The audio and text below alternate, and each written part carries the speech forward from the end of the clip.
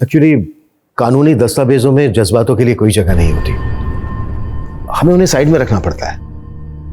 लेकिन इस केस की चार्जशीट लिखते वक्त मुझे लगा कि मेरे जैसे खड़ूस गुस्सैल पुलिस ऑफिसर के अंदर भी कुछ है, जज्बात या क्या, आई डोंट नो।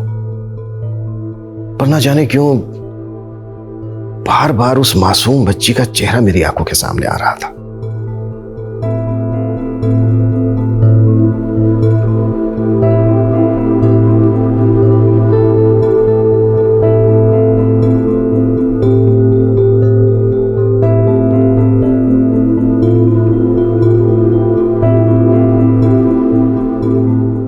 उस अल्लड़ सी नटखट बच्ची की आंखों में एक तूफान था और जिंदगी एक वैशिला जहर। यह केस सिर्फ एक केस नहीं था, युद्ध था जहां चारों ओर रक्तपात ही रक्तपात था। नमस्कार, मैं सोनाली कुलकर्णी क्राइम पेट्रोल 70 के इस नए अध्याय में आपका स्वागत करती हूँ। सरहद, बारूद, भेदभाव और नफरत के दर्द झेल रही इस दुनिया में हम नन्ही जानों को शायद यही सोचकर लाते हैं कि आने वाला कल एक बेहतर कल होगा, जिसमें शायद एक सुंदर जीवन का सृजन होगा। लेकिन ये केस टूटती हुई उम्मीदों की एक दर्द भरी दास्तां है, जहां पर हर कदम पे इंसाफ चर मर रहा था। एक छोटी सी जिंदगी, एक छोटी सी बच्ची एक लड़ाई लड़ रही थी। ये लड़ाई गुनाहों की भी थी, इंसाफ की भी। इसमें रहम की मिन्नतें भी थी और दर्द की पुकार भी। किसी से उसका सब कुछ छीन लिया गया था और मानो मासूमियत कह रही थी, मुझे मेरी पहले जैसी पहचान दे दो। ओ आमा शहजादी साहिबा, देख कितना सारा आम। दशहरा, चोषा, सिंदूरी, लैंगड़ा, कौन सा आम खाएगा तू बोल? হ্যাঁ মা বলছি। হ্যাঁ কিন্তু আমি বলছি कि এত সুন্দর। क्या बोला था? हिंदी में बात करना सीखना पड़ेगा ना, बाहर पढ़ाई करने जाएगा फिर हिंदी में बोलो। हाँ, मैं बोल रहा था कि ये इतना सुंदर आमेर दुनिया लोगेरा नहीं दुनिया के लोगों ने लैंगड़ा नाम रेखेছে কেন? इसका नाम আছে दुरुस्त आम, माने हेल्दी आम।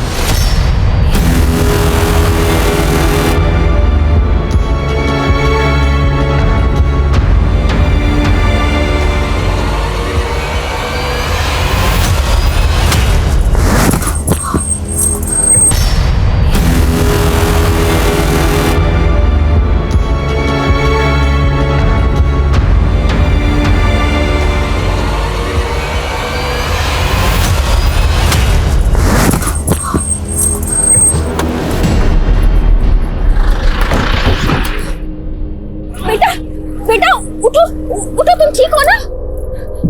सुधा जल्दी पानी लेकर आओ बेटा।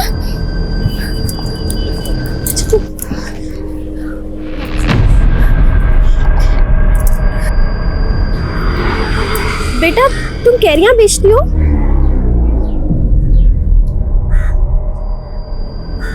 क्या हुआ बेटा, तुम कुछ बोल नहीं सकती हो?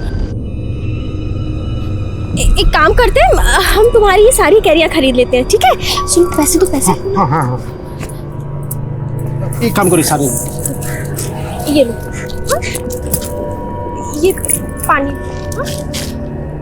उठाओ से उठो।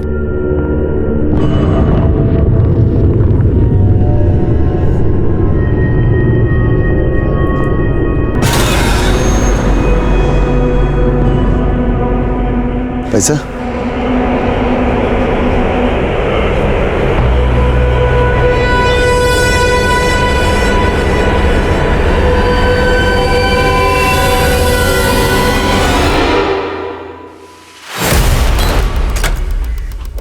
चल। अरे सर क्या हुआ?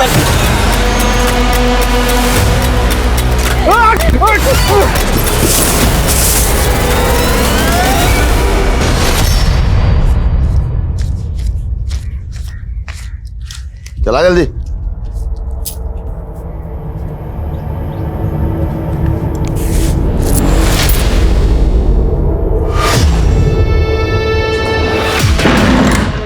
क्या हुआ बंगाल की रानी? चेहरा क्यों उतरा हुआ है? इतना अच्छा धंधा हुआ है, इतनी कमाई हुई है, तो थोड़ा मुस्कुरा। इतनी बड़ी आंख, लगता है टॉनिक देना पड़ेगा। नहीं, सबसे पहले विटामिन एस देता हूँ। Smile smile smile smile smile smile. अरे मेरी पतंग थोड़ी ढील किया थी तो हवा में उड़ने लगी। हाँ खिड़की से कूद मत जाना।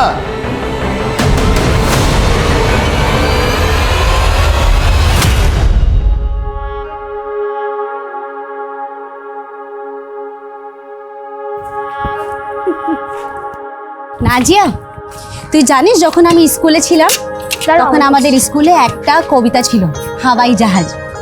তাহলে মা শোনাও না কবিতাটা। हवाई जहाज फुर फुर फुर, बैठ शहजादी पार कर जाती पेड़ मकान जंगल दुकान फुर फुर फुर, दुबई ईरान फुर না মা, फुर। আমি দুবাই ইরান যাব না, আমি তো প্যারিস যাব। এই আমি কি বলেছিলাম? হিন্দি में কথা बोलना सीखो, बंगाली में कम बात करना है। हाँ, আমি প্যারিস जाएगा। ठीक तो है। हमारा शहजादी अगर पेरिस जाना चाहता है तो वहाँ का वीजा लगवा देंगे। সত্যি বাবা?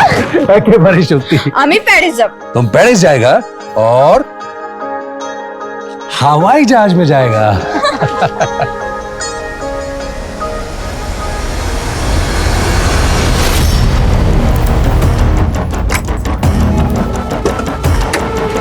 खड़िए आप लोग, खड़िए। सर, लड़की तो जिंदा है।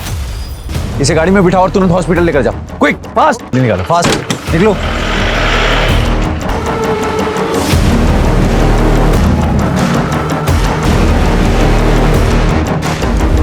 सर, इस लड़की के कान पे जख्म है, इसे ज्वेलरी लूटी गई है। विशाल, मुझे ये काम उसी गैंग का लग रहा है जो पिछले 3 महीनों में कई सारी फैमिलीज को अपना टारगेट बना चुका है। ये मूवी बिल्कुल वैसा ही है, पहले लूटपाट करना, मर्डर करना और फिर भाग जाना। एक काम करो, जैसे ही उस लड़की को होश आता है सबसे पहले मुझे बताओ। फरीदाबाद आगरा हाईवे पे आज एक फिर बड़ी लूट हुई। ये हाईवे है, ये डेथ रोड। पिछले 3 महीनों में यहाँ 25 लोगों की जानें जा चुकी हैं। आखिरकार पुलिस क्या कर रही है? Print, electronic media, social media, हर जगह हाईवे रॉबर्स की खबर छाई हुई है। 3 महीने में हम एक गैंग को नहीं पकड़ पाए। हमारी कोशिश जारी है सर। हमें लगा कि सर्वाइव विक्टिम के स्टेटमेंट पे हमें लीड मिल सकती है, लेकिन अफसोस वो लेडी कोमा में चली गई सर। इसका मतलब तुम्हारी इन्वेस्टिगेशन उस विक्टिम के स्टेटमेंट पर डिपेंड है? नो सर, हम और भी एंगल से जांच कर रहे हैं। हर बार की तरह इस बार भी सर हमारे मुखबिर हर तरफ ये पता लगाने की कोशिश कर रहे हैं कि वो कौन सा सुनार है जो लूट के और चोरी के गहने खरीदता है। लेकिन 48 घंटे के अंदर अगर ये गैंग पकड़ में नहीं आया तो मैं ये केस किसी और ऑफिसर को सौंप दूंगा। You may leave now. Sir,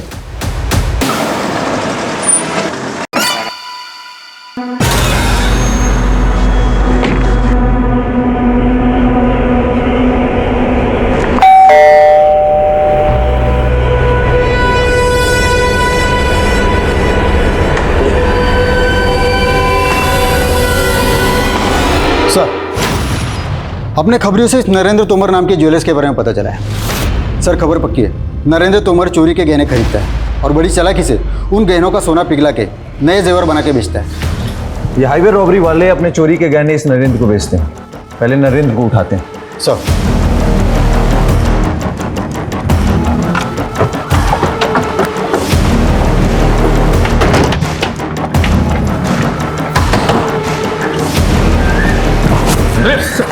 पूरे घर को अच्छे से सर्च करो, कोना कोना छान मारो, क्विक। सर, बात क्या है? हुआ क्या है सर? बताइए तो सही। सर, पूरा घर छान मारा लेकिन कुछ नहीं मिला। ले चलो इसे। चल, कहाँ ले जा रहे हो सर? तिवारी, सर, मैं किसी हाईवे गैंग को नहीं जानता सर। मैंने कोई चोरी की हुई गहनों की डील नहीं की। नाम बताओ, इस हाईवे रॉबरी केस में और कौन कौन शामिल है? नाम बताओ। नो अंशुल, मुझे ये समर्स के मैरिज बिल्कुल पसंद नहीं है और तुम चाहते हो कि हम समर में शादी करें। क्योंकि बेबी अगर हमने अब भी शादी नहीं की तो फिर अगला मुहूर्त सीधा 7 महीने बाद है। और देखो मेरी तरफ, मैं उतना वेट नहीं कर सकूंगा।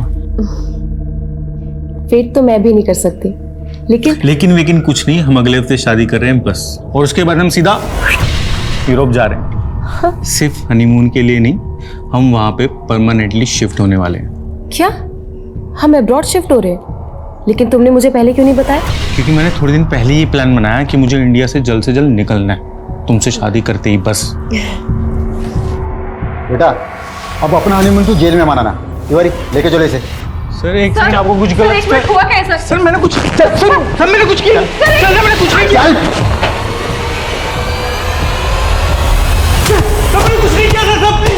मेरी बात सुनिए सर, मैंने कुछ नहीं किया सर, सच बोल रहा हूँ सर, मैंने कुछ भी नहीं किया। नरेंद्र तोमर ने नाम लिया है तेरा। हाईवे रॉबरीज का करता धरता तू ही है। तूने और तेरे गैंग के मेंबर ने इतने मर्डर्स किए हैं। सर आप क्या बोल रहे हो सर? और कौन है नरेंद्र तोमर? लूट का माल कहाँ है? कहाँ है लूट का माल? सर मैं सच बोल रहा हूँ सर, मैं छोटा सा बिजनेसमैन हूँ बस। आर्म्स डीलर है तू? सर तो मैं गन्स बेचने का धंधा करता हूँ सर, मेरे पास लाइसेंस है। सर आपको कोई गलतफहमी हुई है, अंशुल ने कुछ नहीं किया। वैसे आप अंशुल की क्या लगती है? सर मैं उसकी मंगेतर। बच गई आप।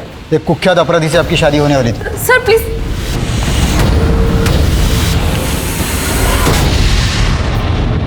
अम्मी आम्ही तुम्हें এতগুলো চিঠি লিখেছি, কিন্তু তবুও তুমি আমায় ফরিদাবাদ থেকে নিতে আসোনি।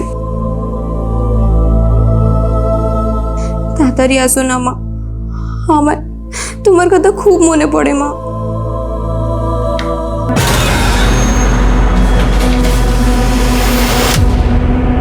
क्या छुपा रही? क्या छुपा रही? तेरी ये बंगला तो मेरे पल्ले पड़ती नहीं, और मैं इतना जानता हूँ कि तू अपनी अम्मा को फिर से खत लिख रही थी। खुशबू रानी गली कांधाई चांदपुर। तेरा ये खत मैं डाक खाने तक पहुंचा दूंगा। फिलहाल मैं तेरे लिए चने लाया हूँ, ले कल से तू चने बेचेगी। चल।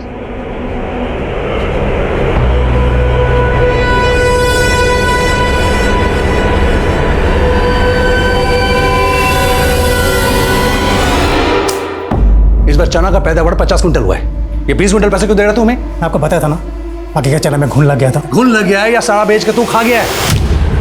तुझको हमने रिश्तेदार समझा था और तू हमको धोखा दे रहा है। दादा कॉलर छिड़ दो, वरना क्या की कोरे नहीं भी तू ही की कोरे ना सच कर दो आदेश छाड़ बोलो मैं छाड़ बोलो तो तू देख लेना देख ले क्या फिर सच कर दो तो मैं मेरे बोलोगे।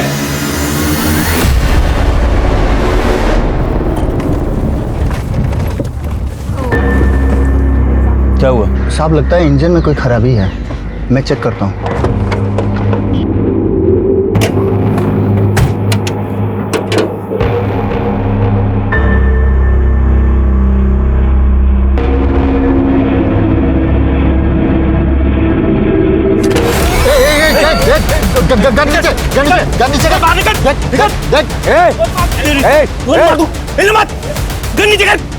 गोली मार दूंगा। रख रहा हूँ। गोली मार दूंगा मैं। गोली मत चला, रख रहा हूँ।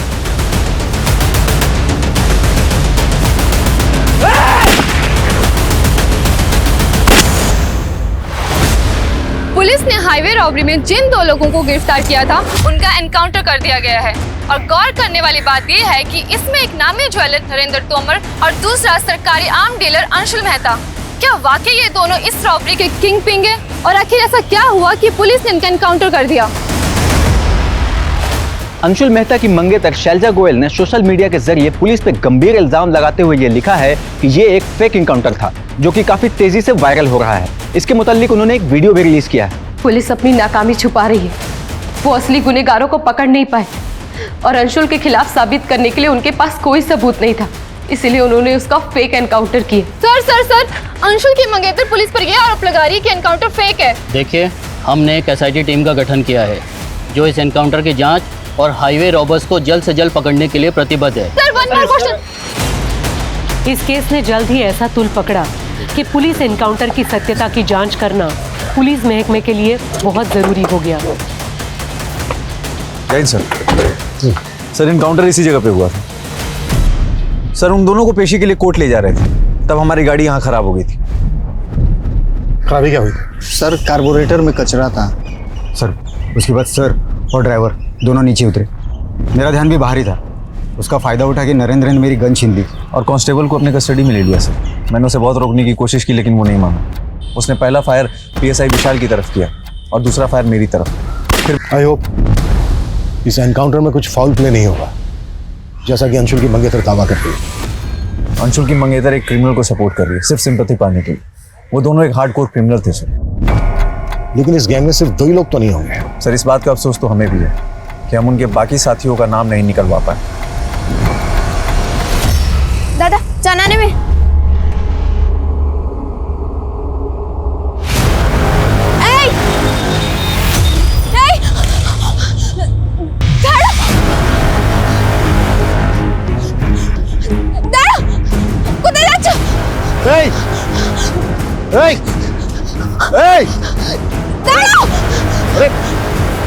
कहाँ जा रही? वो जो ऑटो में वो लड़की ने हमारे मर्डर करेছিল। क्या बोल रही है? उसी ने हमारा मर्डर किया था।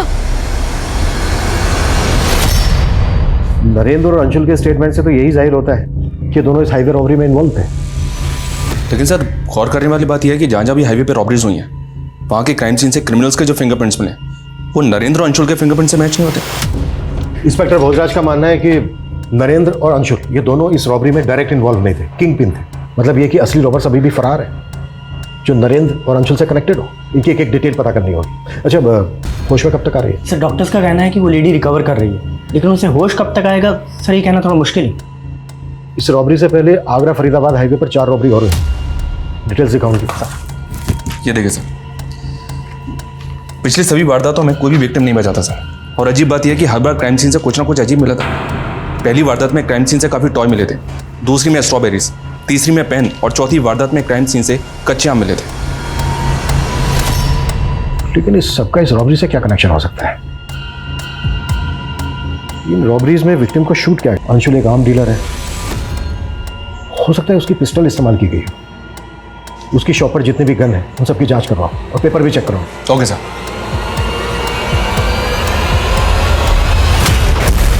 नाज़ा जिंदा हो गई?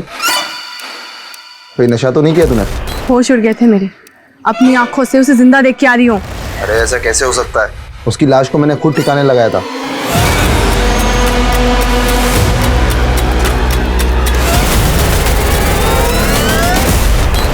सर इस नरेंद्र के सीडीआर में एक सस्पिशियस नंबर मिला है जो एक फेक आईडी से लिया गया था।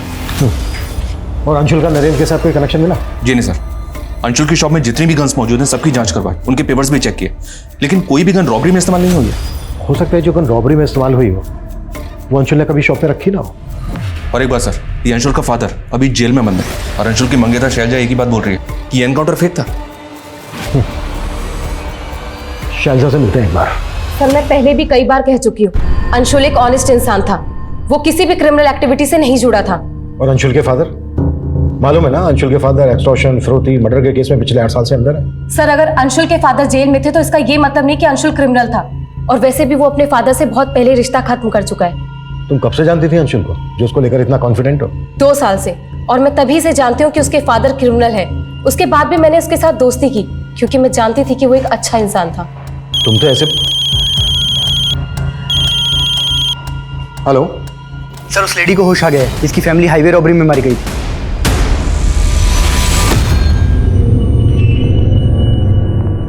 अच्छा लता जी, जब ये सब हुआ तो उस वक्त रॉबर्स के साथ ये लोग भी थे?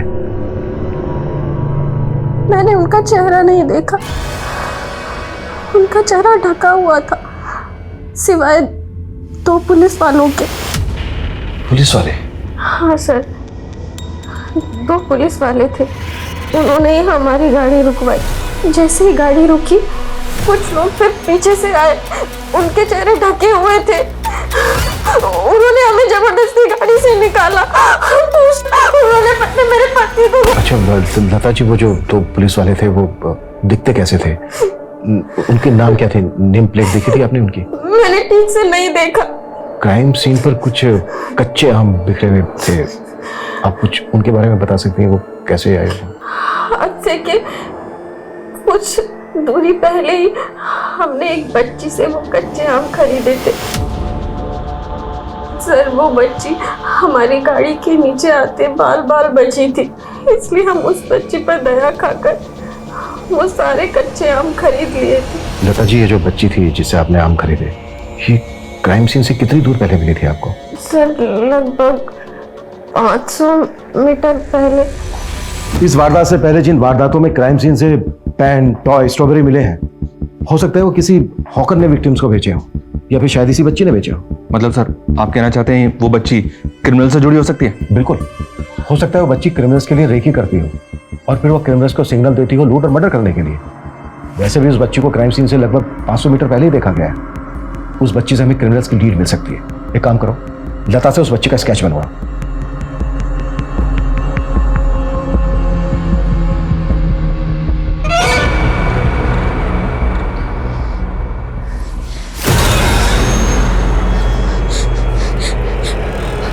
हमें चिढ़ दो प्लीज, हमें चिढ़ दो।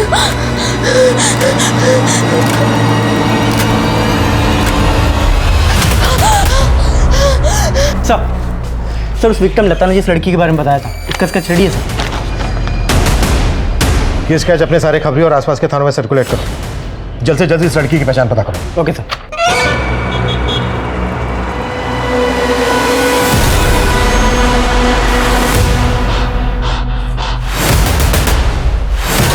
सच कहना क्या?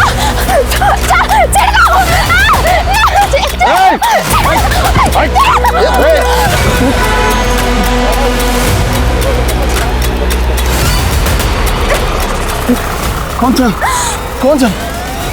नहीं रहा। हेलो,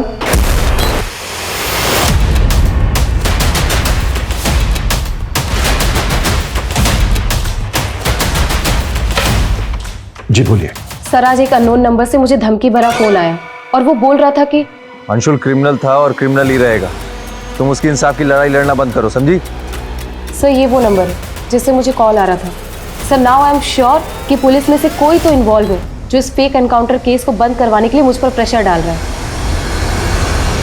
सर शैलजा को जिस नंबर से कॉल आया था वो नंबर एक फेक आईडी से दिया गया था। हो सकता है शैलजा अंशुल को बचाने के लिए झूठ बोल रही हो और ये फोन कॉल चाल हो उसकी। बैकग्राउंड निकालो शैलजा की। Okay sir. सर नरेंद्र की कॉल रिकॉर्ड में जो फेक आईडी का नंबर मिला सर उसमें एक चंद्रेश नाम के हीरा व्यापारी का नंबर मिला है। सर ये चंद्रेश है। सर इसका फ़ोन काफ़ी टाइम से बंद है और ये कहाँ गायब हो गया ये भी नहीं पता चल रहा। मे भी चंद्रेश इस सब में शामिल हो। डिटेल निकालो इसको।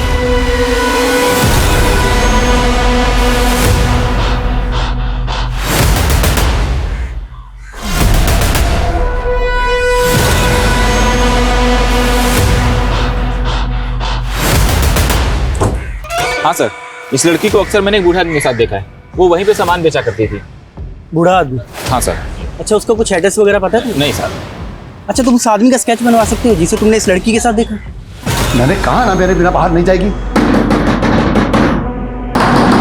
तू रुक, मैं देखता हूँ।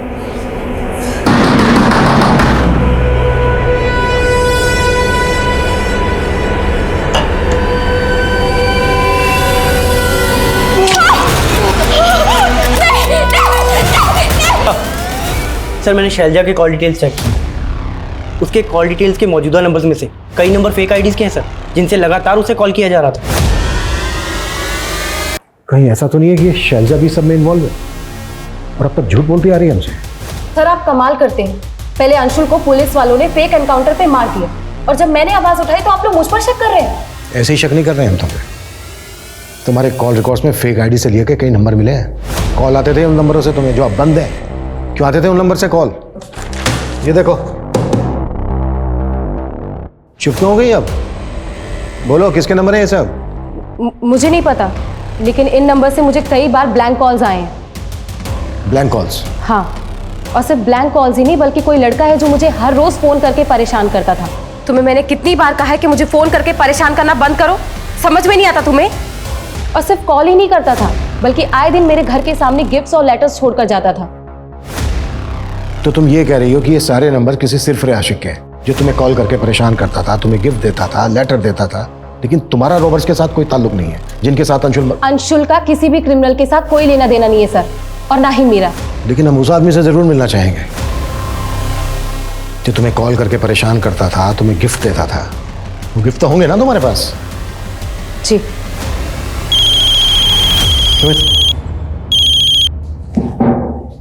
हेलो।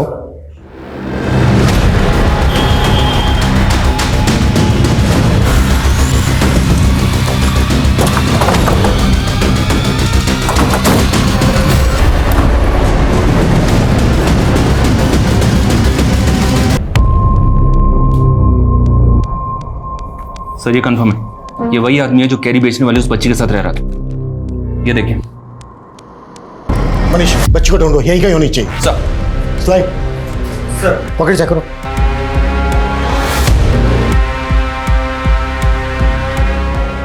एनवेलप दिखाओ। सर, अंदर कोई बच्ची नहीं।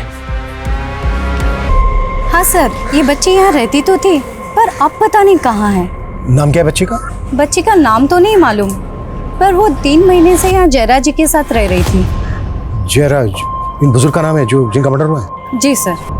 अच्छा, इस बच्ची का रिश्ता क्या था जयराज जी के साथ? वो तो कहते थे वो उनके दूर की रिश्तेदार है, पर वो बच्ची बांग्ला बोलती थी और जयराज जी यूपी साइड के हैं। अब ये हमें नहीं मालूम कि उन दोनों में क्या रिश्ता था। जयराज जी का कोई रिश्तेदार, फैमिली वाला? नहीं सर, वो तो यहाँ अकेले रहा करते थे। आप लोगों में से कोई जानता है उनके किसी रिश्तेदार को? अच्छा, जयराज जी से यहाँ कोई मिलने आता जाता था? जी सर, 2 लोग अक्सर यहाँ आते रहते थे, पर हम उन्हें नहीं जानते। दिखते कैसे थे वो? स्केच बनवा सकते हो उनका? अब इतना ध्यान नहीं है सर।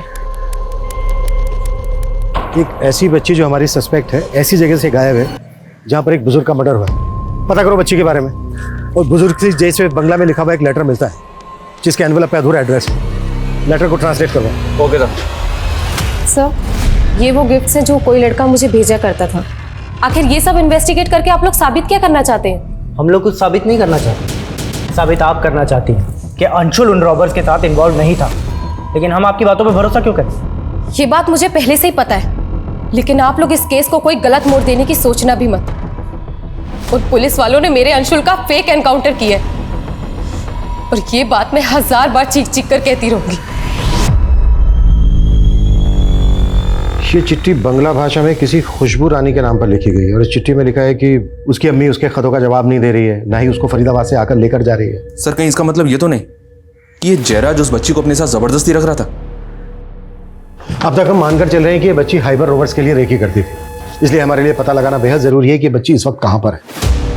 इस लेटर पे एड्रेस लिखा गया है खुशबू रानी गली गांधाई चांदपुर। प्रॉपर एड्रेस नहीं है, लेकिन लेटर पढ़ने के बाद ऐसा लगता है कि इस बच्ची ने पहले भी बहुत सारे लेटर्स लिखे हैं। एक काम करो, पोस्ट ऑफिस में जाके पता करो कि फरीदाबाद से गली गांधाई चांदपुर के लिए पहले भी लेटर पोस्ट हुए हैं क्या। हो सकता है वहाँ से प्रॉपर एड्रेस मिल जाए। Okay sir. और हाँ, एक काम और करो, इस बच्ची का स्केच बंगाल और आसपास के राज्यों में सर्कुलेट करो, अखबारों में भी डलवाओ, शायद इस बच्ची को पहचानने वाला कोई आदमी सामने आए। Okay sir.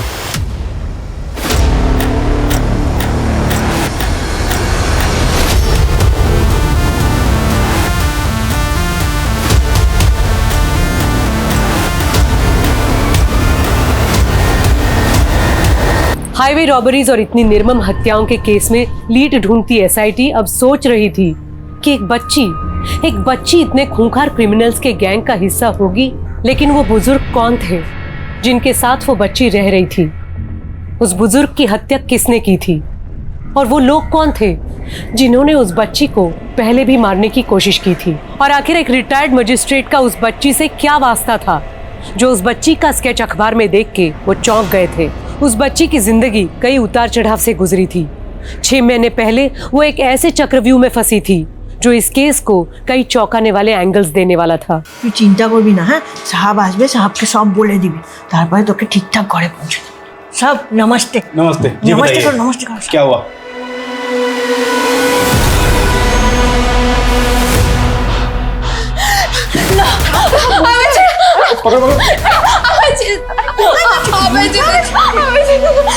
क्या हुआ इस बच्चे को? और ये कौन है बच्ची? साहब ये ना मेरे दुकान के बाहर ही खड़ी थी और रो रही थी।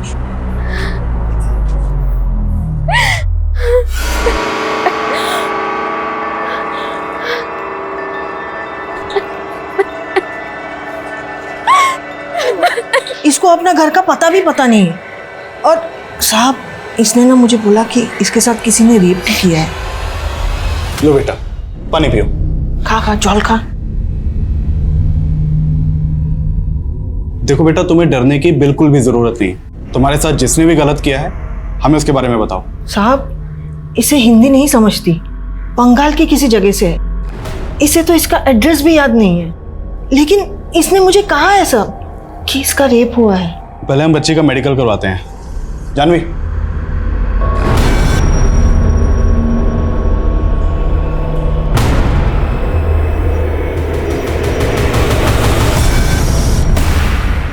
सर ये बच्ची की मेडिकल रिपोर्ट है। सर रिपोर्ट से ये तो कंफर्म नहीं हुआ कि बच्ची का रेप हुआ था, लेकिन बच्ची सेक्सुअली एक्टिव थी और इस बच्ची की उम्र महज 14 से 15 साल की होगी। इस लड़की ने क्या बयान दिया? सर बच्ची काफ़ी डरी हुई थी और ठीक तरह से हिंदी भी नहीं बोल सकती। ये बच्ची इन विमला जी की दुकान के बाहर मिली थी। ये बंगाली हैं। बच्चे ने विमला जी को बताया था कि उसका रेप हुआ था। इस बच्ची का जो आपने अखबार में स्केच छपवाया है, पहले मेरी कोर्ट में मेरे सामने पेश हुई थी और इसने अपने बयान बंगाली में दिए थे और ये कहा था कि इसके साथ कुछ लोगों ने जबरदस्ती की है। लेकिन ये बच्ची अपने किसी भी रेपिस्ट का नाम नहीं जानती थी और ना ही उनको पहचानती थी और ना ही उसका स्केच बनवा पाई थी। लेकिन इस बच्ची ने अपने बयान में यह भी कहा था कि उसके साथ एक ऐसे व्यक्ति ने रेप किया था जो उस वक्त पुलिस की वर्दी में था। पुलिस की वर्दी? जी सर, अब तक हम ये मानकर चल रहे थे कि ये बच्ची रॉबरी गैंग वालों के लिए रेकी करती थी और एक विक्टिम ने हमें स्टेटमेंट दिया कि जो वो गैंग था उसमें 2 पुलिस वाले भी शामिल थे।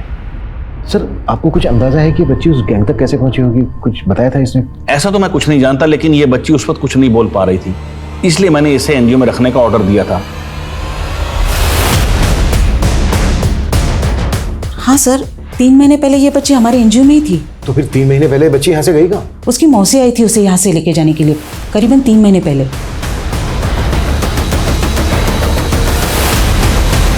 जब उसकी मौसी आई थी उसको लेने, आपने लोकल पुलिस को इन्फॉर्म किया था? नहीं सर, मुझे लगा उसकी फैमिली आ गई तो मैंने उसे जाने दिया। क्या ऐसा तो नहीं है कि किसी के इशारे पे किया आपने ये सब? No sir, it's just a mistake. उस लेडी की डिटेल दीजिए हमें। 98754389। नंबर तो बंद आ रहा है, जाहिर सी बात है नंबर फेक होगा और एड्रेस भी। नाम क्या था उसका? सर उसका नाम नफीसा था। फोटो दीजिए उसका। जी ये रहे। इस एनजीओ के बारे में इंक्वायरी करो। नाजिया का कहना है कि किसी पुलिस वाले ने भी उसका रेप किया था। इस केस के तार बहुत दूर तक जुड़े हो सकते हैं। कैसे भी करके हमें पता लगाना कि इस वक्त नाजिया है कहाँ। एकदम चुप, एकदम चुप। हमें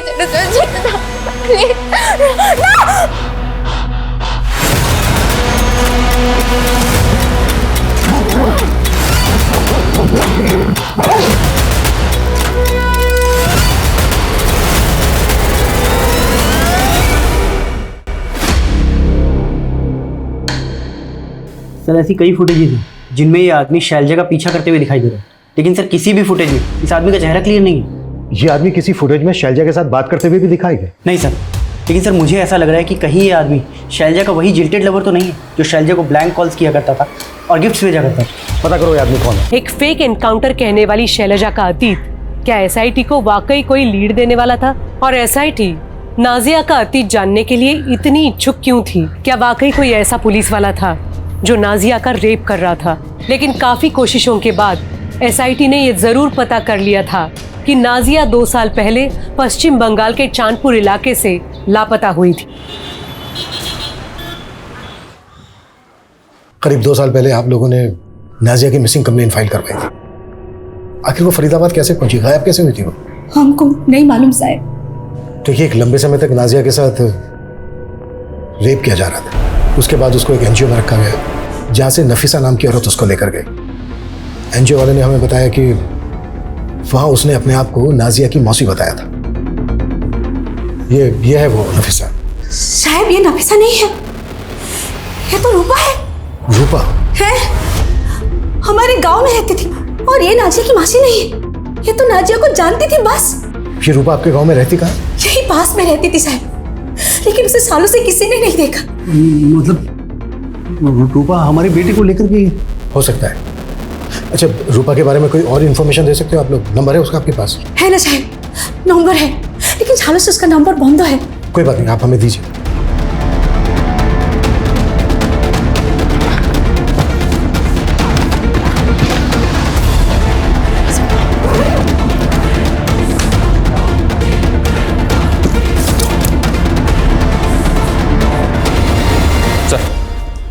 सर रूपा के पुराने नंबर की सीडीआर चेक की तो एक चौंकाने वाली बात पता चली। इसके कॉल रिकॉर्ड्स में कई पिम्स के नंबर हैं जो अभी इनएक्टिव हो चुके हैं। रूपा के कॉल रिकॉर्ड्स में जितने भी पिम्स के नंबर हैं उन सबकी डिटेल निकालो। हो सकता है वहां से हमें रूपा के बारे में लीड मिले। जी सर। मनीष,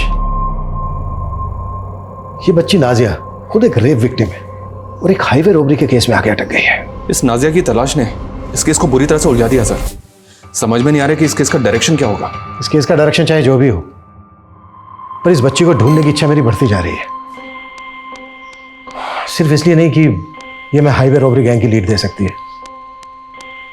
बल्कि इसलिए कि बच्ची एक दलदल में जाके फंस गई है और मुझे लगता है इस बच्ची को उस दलदल से निकालना बेहद जरूरी है।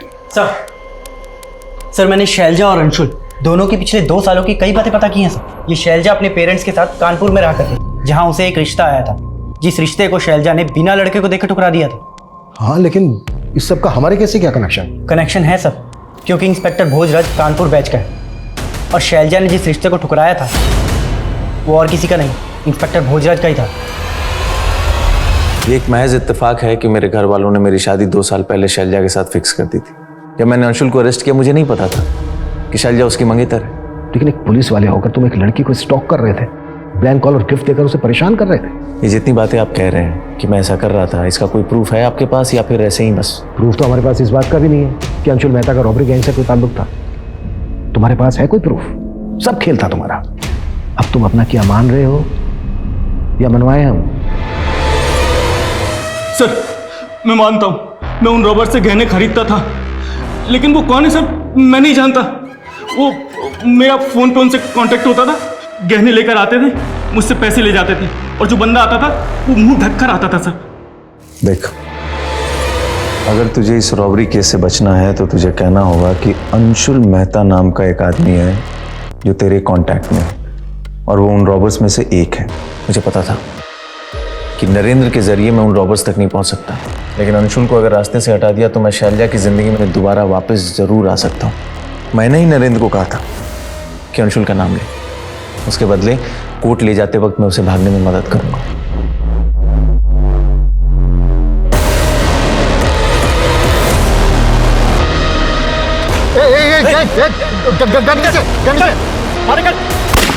नरेंद्र इस केस की अहम कड़ी था, उसको ही मार दिया तूने और उस बेकसूर अंशुल को भी। कैसा पुलिस वाला है तू? इस वर्दी का अपमान किया है तूने। भोजराज के स्टेटमेंट से यह तो साफ है कि नरेंद्र तोमर रॉबरी गैंग से जुड़ा था। इसके सीडीआर में एक फेक आईडी का एक नंबर मिला था जिसमें हमें एक और हीरा व्यापारी चंद्रेश का नंबर मिला। इस चंद्रेश को मैंने ढूंढने के लिए कहा था। क्या अपडेट है इसकी? सर खबरियों को इसकी तलाश में लगाया। खबरियों को तलाश में लगाया, बस हो गया? कैसे भी करके चंद्रेश मुझे अंदर चाहिए। और रूपा को कैसे ढूंढ रहे हो तुम लोग? और रूपा की कॉन्टैक्ट लिस्ट में जितने भी पिम थे उनकी क्या अपडेट है? सर उसकी भी तलाश जारी है। सर मैं नाजिया मिसिंग केस में बेंगलोर पुलिस की इन्वेस्टिगेशन को स्टडी कर रहा था। उस केस में एक एंगल ऐसा था जिसको बेंगलोर पुलिस ने इन्वेस्टिगेट किया ही नहीं था। कैसा एंगल?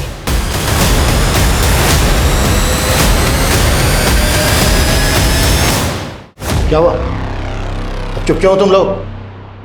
दुबई के उस शेख के साथ क्या वास्ता है तुम लोगों का? कहीं ऐसा तो नहीं है कि दुबई के उस शेख के साथ नाजिया की शादी करवा दी थी तुम लोगों ने? किंतु सर नाजिया तो लापता है। तो फिर दुबई के उस शेख ने तुम्हारे अकाउंट में पैसे ट्रांसफर किए थे? ये नहीं बताएगा साहब, हम बताते हैं आपको। ये नाजिया का शादी वो दुबई के शेख के साथ कराने वाला था। सर हम क्या करते हैं? सर हमारे एक रिश्तेदार है आफाक, उसने हमारा सारा जमीन कब्जा कर लिया है। लाखों को जमीन तो कब्जा कर ही लिया है। कोर्ट के चक्कर मारते मारते ताने ताने का मोहताज हो गया था। मैं क्या करता सर? पैसों के लालच में तूने अपनी बेटी का सौदा कर दिया? कैसा बाप है रे तू? ये वही करने वाला था, लेकिन हम नाजिया का अच्छा चाहता था। बस हमारा माथा खराब हो गया था। क्यों? वो रूपा पे भरोसा कर ली। इसके लिए हम रूपा को बोला कि नाजिया को थोड़े दिनों के लिए अपने पास रखे, लेकिन हमको क्या मालूम था कि वो हमारी लड़की को हमसे इतना दूर लेकर जाएगी। नाजिया के माता पिता की भूमिका भी अब संदिग्ध नजर आ रही थी। वहीं एसआईटी को जल्द ही चंद्रेश नाम के हीरा व्यापारी की एक लीड मिली जो चोरी के गहने खरीदा करता था। सर मेरी बात मानिए सर, मैं किसी नरेंद्र तोमर को नहीं जानता सर। जिस फेक आईडी के नंबर से नरेंद्र तोमर को कॉल किया जाता था उसी फेक आईडी के नंबर से तुझे भी कॉल किया जाता था। बोल कौन है वो जो तुम दोनों को कॉल करता था? सर वो तो जमीर और रुस्तम है। काम लेंगे दोनों।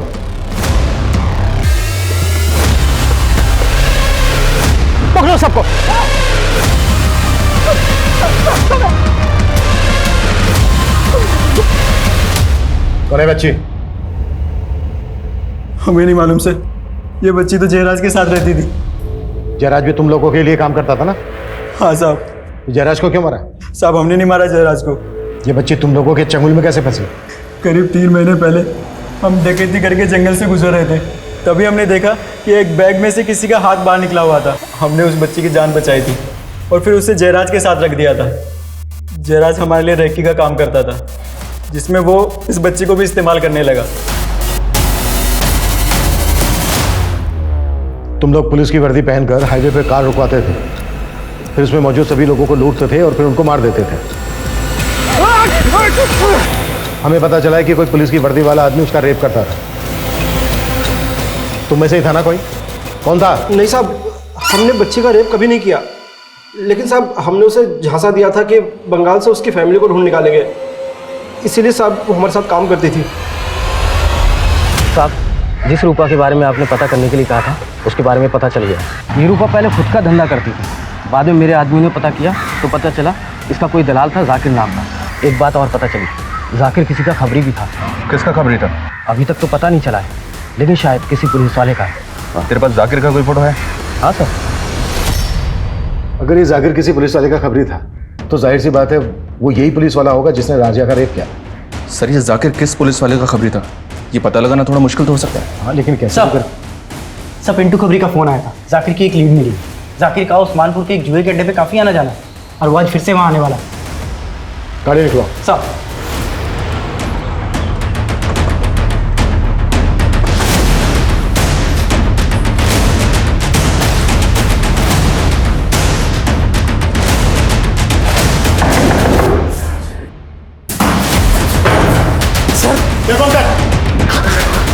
बोल राजिया का। सर सर बताता हूँ सर। अरे हाँ, चिंता क्यों कर रहे हैं आप? अरे बेफिक्र रहिए, बस हो जाएगा काम आपका। हाँ, अरे निश्चिंत तो थको तुम्हें, काम हो जाएगा बिल्कुल। हाँ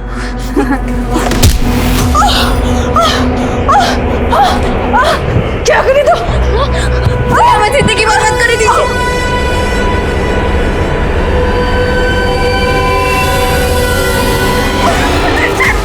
नहीं, बेटा छोड़ उसको, छोड़ बेटा, छोड़, हट बेटा, हट। मनीषा लेके चलो इसको। बेटा डरो मत, हम पुलिस, कुछ नहीं होगा तुम्हें। हम फरीदाबाद में मेट का काम करता था और एक्स्ट्रा पैसा कमाने के लिए हम सेक्स रैकेट से जुड़ गया। तभी हमारा मुलाकात जाकिर से हुआ था। हम जानता था कि वर्जिन लड़की का मार्केट अच्छा है, इसलिए जब नाजिया की माँ नाजिया को हमारा पास छोड़ के गया तो हमारा मन में लालच आ गया और हम उसको फरीदाबाद लेके आ गया। आओ अंदर आओ नाजिया। और जाकिर उसको धंधे पे बिठा दिया। मैं बस नाजिया ऐसी बच्चियों को सूटकेस में डालकर अपने क्लाइंट्स के पास ले जाता। नाजिया के साथ भी मैंने यही धंधा शुरू कर दिया था।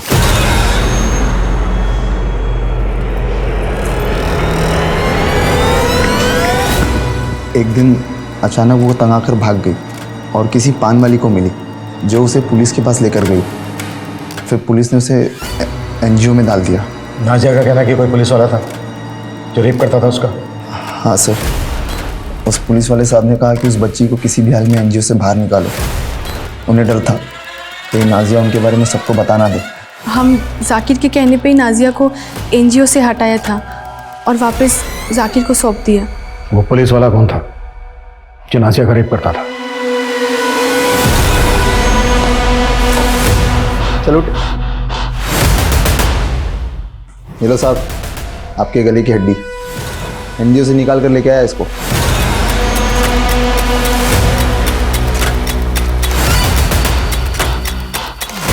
साहब को लगा कि वो मर गई। मैं उसे सूटकेस में डालकर दूर जाकर फेंक के आया, लेकिन मुझे नहीं पता था कि वो जिंदा थी। वो तो 3 महीने बाद अचानक रूपा ने उसको एक बूढ़े आदमी के साथ देखा, तो मैंने ये बात साहब को बताई।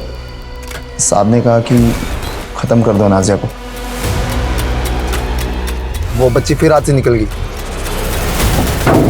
फिर मैं उस बुड्ढे को मारकर साहब ने कहा कि नाजिया को मार दो, लेकिन मैंने सोचा अगर मारना ही है तो क्यों ना कुछ और पैसे कमा लूँ उससे, इसलिए अब तक मैंने उसको ज़िंदा रखा था।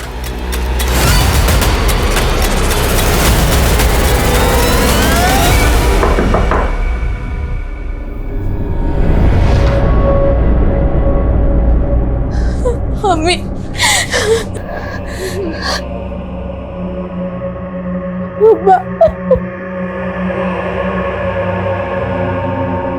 मुझे नहीं पता कि नाजिया का फ्यूचर अब क्या होगा, कैसा होगा, लेकिन मैं आप सभी से अपील करता हूं, जब आप नाजिया जैसे बच्चों को कहीं भी किसी भी मुसीबत में देखें, प्लीज पुलिस से संपर्क जरूर करें। लगभग 2.5 साल नरक से भी बदतर जिंदगी जीने के बाद आखिरकार नाजिया को अपनी अम्मी को देखना नसीब हो पाया। लेकिन नाजिया के साथ हो रहे गुनाह तब शायद थम सकते थे जब नाजिया की सुनवाई एक मैजिस्ट्रेट द्वारा की जा रही थी। अगर तब उसके साथ हुई ज्यादतियों को गंभीरता से लिया जाता तो शायद हम एक बच्ची को ये उम्मीद दे सकते थे कि गुनहगार कभी बख्शे नहीं जाते। लेकिन इंसाफ में हुई देरी ने उसे और भी गहरे घाव दिए। ये बेहद ही अफसोसजनक है कि न्याय की दहलीज पे पहुंचने के बावजूद भी कई विक्टिम्स को अक्सर न्याय नहीं मिलता और कई बार सुनवाई में ही इतना वक्त बीत जाता है कि इंसाफ का कोई मायना ही नहीं रह जाता। इस विषय पे वाकई विचार होना जरूरी है। अब मैं सोनाली कुलकर्णी आपसे विदा लेती हूँ। क्राइम पेट्रोल सतर्क, जस्टिस रीलोडेड में फिर होगी आपसे मुलाकात एक नए और चौंका देने वाले केस के साथ।